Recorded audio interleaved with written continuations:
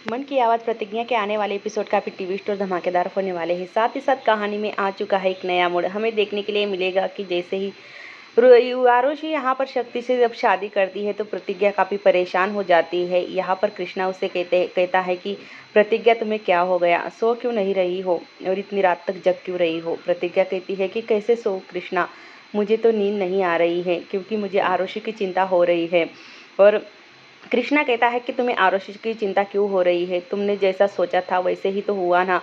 उस वकील से आरुषि की शादी नहीं हुई, मतलब तब भी तुम खुश नहीं हो। तभी प्रतिज्ञा कहती है पर शक्ति भैया के साथ आरुषि की शादी हुई, क्या यह सही है।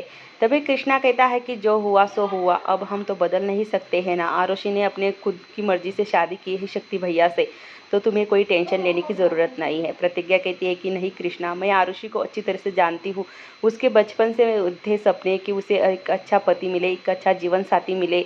उसका कभी ऐसे सपने में भी नहीं सोचा होगा कि वो ऐसे शक्ति भैया जैसे इंसान से शादी करे। और मैं जानती हूँ कि आरुषि कभी भी खुश नहीं रहेगी शक्ति भैया के साथ, और ना ही वो रहना चाहेगी, क्योंकि मुझे पता है, क्योंकि उसने सिर्फ ये बदले की भावना में ये शादी की है और मेरी बहन को मैं इसे तड़प कर नहीं देख सकती। कृष्णा कहती है कि अब तुम क्या चाहती हो, क्या तुम अब उन दोनों को अलग करना चाहती हो। प्रतिज्ञा कहती है कि हाँ, मुझसे जो बन पड़ेगा, मैं उन दोनों को एक साथ कभी रहने नहीं दूंगी और ना ही आरुषि कभी इस घर में खुश रहेगी। कृष्णा कहता है कि पर तभी प्रतिज्ञा कहती है कि क्या तुम भी यही चाहते हो कि आरुषि इसी घर में रहे। कृष्णा कहता है कि अच्छा है ना, आरुषि और तुम दोनों बहनें एक साथ इसी घर में रहोगी, तुमसे अब क्या दिक्कत है यार। तभी यहाँ पर प्रतिज्ञा समझाने की कोशिश करती है और रोने लगती है। कृष्णा कहता है कि अच्छा बाबा, तुम जैसे कहोगी मैं वैसे ही करूँगा, पर तुम यह अपने आंसू मत गिराओ, क्योंकि तुम्हें पता है कि तुम्हारे जब आंसू निकलते हैं तो मुझे अच्छा नहीं लगता। यहाँ पर प्रतिज्ञा कहती है कि नहीं कृष्णा, ये सब कुछ मतलब समझने की बात नहीं है और ना ही तुम कभी समझोगे मेरे दुख को। प्रतिज्ञा यहाँ पर गैलरी में आ जाती है और रोने लगती है। उसे आरुषि और उसकी बीते हुए पलों के याद आती है और वो सोचती है कि कितनी खुश रहा करती थी आरुषि और मैं, और मेरी बहन के सपने में ख्वाब सारे टूट कर बिखर गए।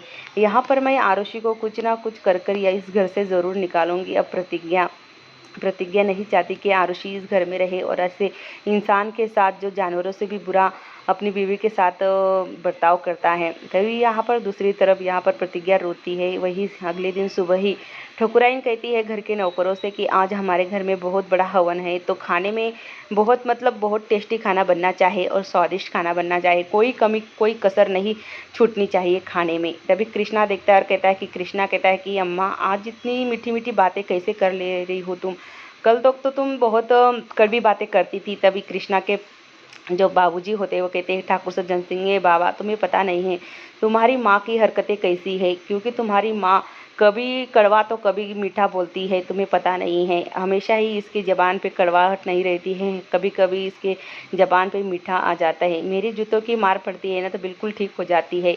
तुम भी, अब तुम्हारी बीवी भी तुम्हारे साथ ऐसे ही करेगी। और वो तभी कृष्णा कहता है कि हम देख लेंगे। यहाँ पर प्रतिज्ञा देखती है कि आरुषि पूजा का थाल लेकर माता रानी की पूजा कर रही है। तभी यहाँ पर ठकुराइन कहती है कि देख ले, हमारी नल की बहू आई है तो कितनी संस्कारी है, कितनी अच्छी है वो, कितनी मतलब ऐसी ही संस्कारी बहू चाहिए थी मुझे। नहीं नहीं तो देख ली ये महारानी, एक भी दिन ऐसे संस्कारों वाले इसने कोई काम नहीं किए। जैसे ही आरुषि पूजा का थाल लेती है आरती के लिए, यहाँ पर प्रतिज्ञा हाथ बढ़ाती है, पर आरुषि जो होती है प्रतिज्ञा की तरफ पीठ कर देती है। प्रतिज्ञा को बुरा लगता है। आरुषि घर में सबको आरती देती है पर प्रतिज्ञा को नहीं। कुछ मोहल्ले की जो औरतें होती है वो आई होती है। तभी ठकुराइन कहती है कि आज मेरी बहू की मुँह दिखाई नहीं है, कल है, आज हमारे घर में पूजा है, पितर दोष की पूजा है। यहाँ पर हम आज पूजा करेंगे बड़ी सी और कल मुँह दिखाई करेंगे, कल आ जाना, आपको बुलावा भेज दूंगी। तभी यहाँ पर ठकुराइन जो होती है जानबूझकर यहाँ पर प्रतिज्ञा के सामने आरुषि की तारीफ करती है और कहती है कि मेरी बहू देखने में बहुत सुंदर है और बहुत संस्कारी है, किसी और की तरह नहीं है। प्रतिज्ञा को थोड़ा बहुत बुरा लगता है। ठाकुर सज्जन सिंह कहता है कि हाँ हाँ अब जाओ, कल बुलावा भेज देंगे तुम्हें, तुम कल चली आना और अच्छा सा नेक भी देंगे हम तुम्हें। तभी यहाँ पर जो कृष्णा होता है ये सब कुछ देख रहा होता है। यहाँ पर केसर को बुरा लगता है, क्योंकि ये सब कुछ देखकर केसर की आंखों के सामने उसकी मतलब पति की दूसरी बीवी की इतनी बड़ाइयाँ। तभी यहाँ पर शक्ति जो होता है वो सवेरे सवेरे जग जाता है और देखता है कि आरुषि रूम में नहीं है। वो आरुषि का दुपट्टा लेता है शादी वाला और गले में डालता और कहता है कि आरुषि तुम्हें पाकर तो आज मैं बहुत खुश हो गया। तभी यहाँ पर दूसरी तरफ प्रतिज्ञा के पापा अचानक से उसकी तबीयत खराब हो जाती है और उसे दिल का दौरा पड़ता है। यहाँ पर देखते ही देखते वो नीचे गिरने लगते हैं। यहाँ पर आदर्श चिल्लाता है, पापा क्या हुआ, पापा क्या हुआ। तब तक यहाँ पर घर वाले सब लोग इकट्ठा हो जाते हैं और घबरा जाते हैं। यहाँ पर दादी जो होती है वो कहती है कि क्या हुआ, देखो ना आदर्श तुम्हारे पापा को क्या हुआ, डॉक्टर को फ़ोन लगाओ जल्दी। पर यहाँ पर जो इतना बड़ा मतलब जो हो चुका है घर में, सब इतना कुछ हो चुका है, इसी वजह से प्रतिज्ञा के पापा को हार्ट अटैक आ जाता है और वो नीचे गिर जाते हैं। उन्हें सांस लेने में तकलीफ़ होती है। आदर्श कहता है कि मम्मी जल्दी से डॉक्टर को फ़ोन लगाओ और बुलाओ घर पर। यहाँ पर आदर्श की मम्मी जो होती है डॉक्टर को फ़ोन लगाती है और घर पर बुलाती है। सारे लोग जो होते हैं यहाँ पर प्रतिज्ञा के पापा को संभालते हैं। वही दूसरी तरफ अब ठकुराइन देखती है कि शक्ति जग चुका है। वो आता है और बाहर और ठकुराइन कहती है कि देख शक्ति, तेरी पत्नी मतलब तेरी नई जो बीवी आई है वो बहुत संस्कारी है, उसमें बहुत गुण है। एक ही घर में दो बहनें हैं पर दोनों भी अलग है। एक तो इतनी संस्कारी और इतनी अच्छी बहू है और दूसरी तो उसमें तो मतलब इतना सा भी संस्कार नहीं है। तभी यहाँ पर शक्ति कहता है कि ऐसी ही बहू तुम्हें चाहिए थी अम्मा, वैसी ही बहू मैं तुम्हारे लिए लाया हूँ। और मेरी आरुषि है ही इतनी सुंदर कि उसके संस्कार और सब कुछ है उसमें। यहाँ पर केसर बहुत बुरा लगता है केसर को। तभी यहाँ पर जो ठाकुर सज्जन सिंह के लिए जो आरुषि होती है वो फल काट कर दे रही होती है। कैसा ठाकुर सज्जन सिंह कहता है कि देख तेरी बीवी कैसे मुझे मेरी सेवा कर रही है। तभी यहाँ पर शक्ति कहता है कि मेरा वो शर्ट नहीं मिल रहा था, जरा मुझे निकाल के दोगी आरुषि। तभी यहाँ पर जो आरुषि होती है वो एकदम से घबरा जाती है क्योंकि वो शक्ति को पसंद नहीं करती और ना ही उसके करीब जाना चाहती है। तभी यहाँ पर ठाकुर सज्जन सिंह शक्ति पर चिल्लाता है और कहता है कि तुझे क्या दिखाई नहीं दे रहा है कि बहू मेरे पास बैठी है और मुझे फल काट के दे रही है? क्या तुम्हें अच्छा नहीं लग रहा है कि वो मेरी सेवा कर रही है?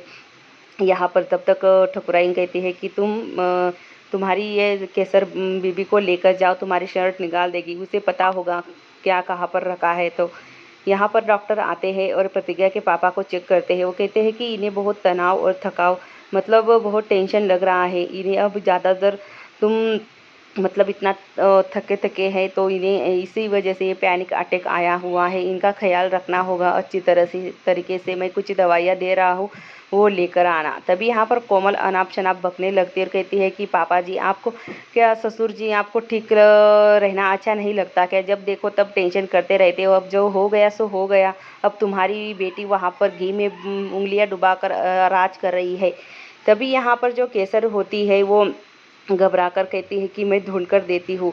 तभी वो रोने लगती है। शक्ति का शर्ट मतलब जो कुर्ता होता है वो देखकर रोने लगती है और शक्ति कहता है कि ये क्या कर रही हो तुम, मेरे शर्ट के साथ कुर्ते के साथ लाओ मेरे पास दो। यहाँ पर वो देती है और चुप हो जाती है बेचारी एकदम से।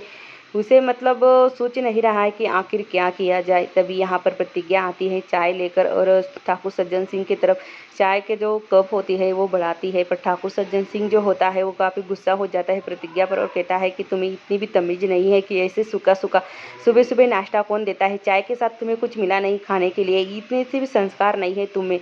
प्रतिज्ञा यहाँ पर गुस्से भरी नज़रों से ठाकुर सज्जन सिंह की तरफ देखता है और कहता है, ठाकुर सज्जन सिंह कहता है कि मेरी बहुरिया आई है, नई बहुरिया, उसमें कितने संस्कार है और उसको तुम ऐसे सूखा सूखा नाश्ता दोगी? सिर्फ चाय लेकर आई हो यहाँ पर और हम नहीं पियेंगे वो चाय, लेकर जाओ तुम्हारी चाय।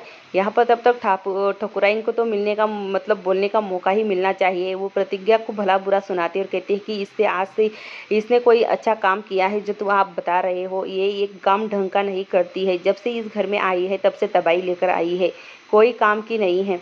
यहाँ पर जो प्रतिज्ञा होती है वो बात करने की कोशिश करती है आरुषि से, पर आरुषि जो होती है मुंह फेर लेती है और प्रतिज्ञा की बातों को इग्नोर कर देती है। ठकुराइन कहती है कि ऐसी लड़की को तो किसी घर की बहू भी बनने की लायक नहीं होती है ऐसी लड़कियां, पर हमारे घर में रह रही है हमारे बाबा की वजह से। यहाँ पर प्रतिज्ञा कहती है कि आरुषि तुम चाय नहीं लोगी। तभी आरुषि जो होती है वहाँ से चली जाती है प्रतिज्ञा को बिना कुछ बोले और बिना कुछ उसकी तरफ देखे। यहाँ पर दादी को बुरा लगता है कि ये आरुषि प्रतिज्ञा के साथ ऐसा व्यवहार क्यों कर रही है। प्रतिज्ञा समझ जाती है कि आरुषि बहुत नाराज़ है, अब वो उससे बात नहीं करेगी। अब प्रतिज्ञा जो है आरुषि की मदद करने के लिए सब कुछ करना चाहती है, पर आरुषि जो है वो प्रतिज्ञा से काफ़ी नफरत करती है।